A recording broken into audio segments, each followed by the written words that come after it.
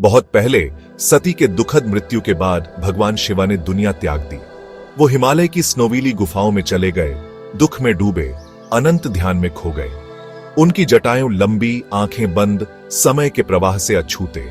ब्रह्मांड कांप उठा, क्योंकि जब शिवा, संहारक और सभी अस्तित्व की शांति मुंह मोड़ लेते हैं तो संतुलन बिगड़ने लगता है।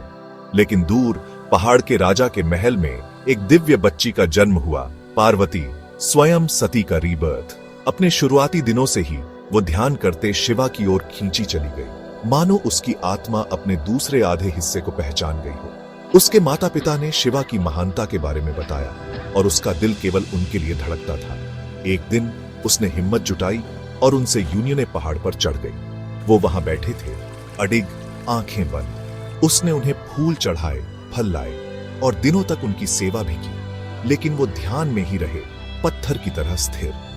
दिल टूटा लेकिन निराश नहीं। पार्वती ने एक फैसला किया। उसने अपने राजसी रेशम के कपड़े उतार दिए, महल के आराम को छोड़ दिया और जंगल में चली गई। वहां उसने कठोर तपस्या शुरू की, अद्वितीय तपा।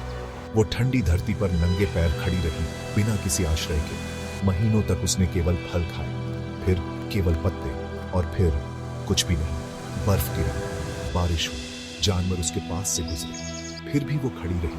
उसका शरीर कमजोर लेकिन उसकी आत्मा स्ट्रांग। उसका प्यार इच्छा से पैदा नहीं हुआ था, यह आत्मा की पुकार थी। देवताओं ने विस्मय से देखा, उसकी भक्ति स्वर्ग को हिला सकती है।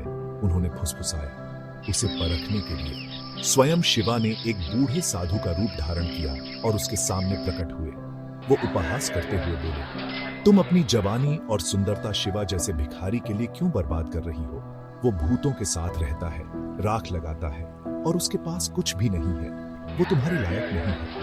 लेकिन पार्वती की आंखों में सच्चाई की ज्वाला जल रही थी। आप उन्हें भिखारी कह सकते हैं, उसने कहा, लेकिन मेरे लिए वो ही ब्रह्मांड है। उनका प्यार इस दुनिया का नहीं है, यह आत्मा और स्रोत का मिलन है। मुझे और कोई नहीं चाहिए। शिवा स्माइल, भेष बदल गया और वो वहां खड़े थे, अपनी सारी महिमा में। महादेव, महान देवता, गर्व और प्यार से उसे देखकर मुस्कुरा रहे थे। तुमने हर परीक्षा पास कर ली है पार्वती। तुम्हारा प्यार पवित्र है और तुम्हारी शक्ति दिव्य है। मैं तुम्हें स्वीकार करता हूं। और इसलिए जो देवताओं से अविचलित और सुंदरता से अछूता था, वो भक्ति से विचलित हो गया।